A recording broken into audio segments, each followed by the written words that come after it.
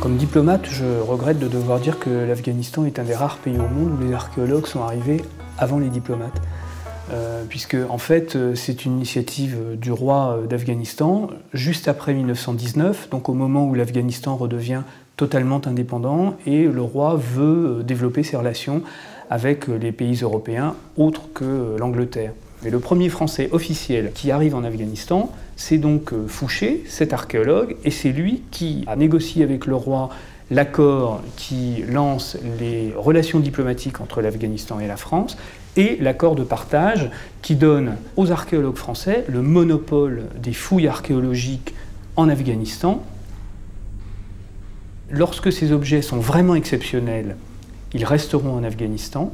Et lorsque ces objets existent à plusieurs exemplaires ou sont moins exceptionnels, ils seront partagés en parts égales entre l'Afghanistan et la France. C'est ce qui explique qu'aujourd'hui, au musée Guimet, on a une collection sur l'Afghanistan absolument unique, puisque c'est le fruit de ce partage qui a existé jusqu'à la Deuxième Guerre mondiale, puisque dorénavant, tout ce qui est trouvé reste en Afghanistan. Alors on a eu historiquement depuis très longtemps des archéologues français qui sont intervenus à Bamiyan, notamment qui sont intervenus sur les Bouddhas et l'ensemble des sites bouddhistes. Ça c'était plutôt dans les années 30, 30 à 40 à peu près. Aujourd'hui on a toujours des fouilles archéologiques à Bamiyan, mais qui ne sont plus consacrées au Bouddha et à l'époque bouddhiste, mais au contraire à la ville islamique de Sher el-Kholkhola, cette ville qui a été détruite par Gengis Khan en 1221. Le premier voyage que j'ai fait à Bamiyan, c'était pour voir à la fois cette histoire de l'archéologie française dans la région et puis ce que nous y faisons aujourd'hui.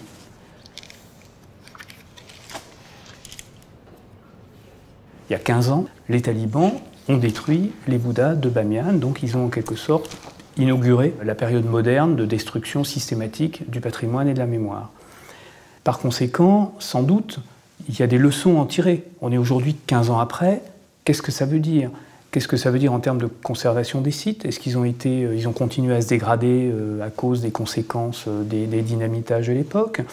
En termes d'influence sur les mentalités, que pense aujourd'hui la population de Bamiyan, qui est toujours dominée par ces grandes grottes, qui sait que les Bouddhas faisaient partie de son histoire et de son identité, mais ils ne sont plus là. Et la plupart des habitants de Bamiyan sont des gens très jeunes, donc beaucoup d'entre eux n'ont même pas connu la période où il y avait les Bouddhas, ou en tout cas ils l'ont peut-être connu, mais ils étaient trop petits, ils ne s'en souviennent pas. Et puis il y a des questions alors également tout à fait concrètes. Est-ce qu'il faudrait reconstruire les Bouddhas, faire des hologrammes, faire du 3D? Enfin aujourd'hui, comment peut-on traiter ce genre de questions? Et il me semblait que Bamiyan avait un éclairage à apporter dans les débats actuels qu'il peut y avoir sur ce sujet de préservation du patrimoine dans les pays en crise. L'idée, c'était de provoquer des réflexions, des éclairages. Alors dans un premier temps, on s'était dit, on va faire un séminaire, on va faire venir plusieurs intellectuels français en Afghanistan pour des échanges avec leurs collègues afghans à Bamiyan. Finalement, nous y avons renoncé pour des raisons pratiques et on s'est dit on va plutôt envoyer une succession de personnes à Bamiyan.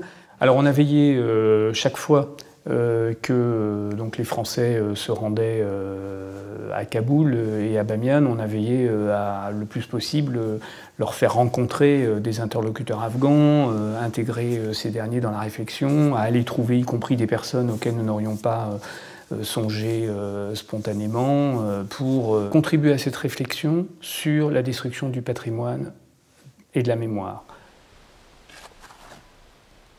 L'une des difficultés du projet, c'est qu'on a des personnes qui se succèdent à Bamiyan, mais il faut aussi qu'elles se rencontrent et qu'elles échangent. La deuxième dimension, c'est que chacun de ceux qui sont allés à Bamiyan et qui ont eu cette méditation devant les grottes et les Bouddhas, évidemment, en fait son miel, en tire ses propres conclusions et lance ses propres projets. Donc la réflexion, l'idée c'est qu'elle se distille par tous les moyens possibles et imaginables et qu'on n'oublie pas Bamiyan et l'Afghanistan dans cette réflexion sur le patrimoine dans les pays en crise, parce qu'on a toujours le nez sur l'actualité, donc tout le monde pense à la Syrie et à l'Irak, évidemment sont des sujets prioritaires, mais ce n'est pas une raison pour oublier l'Afghanistan.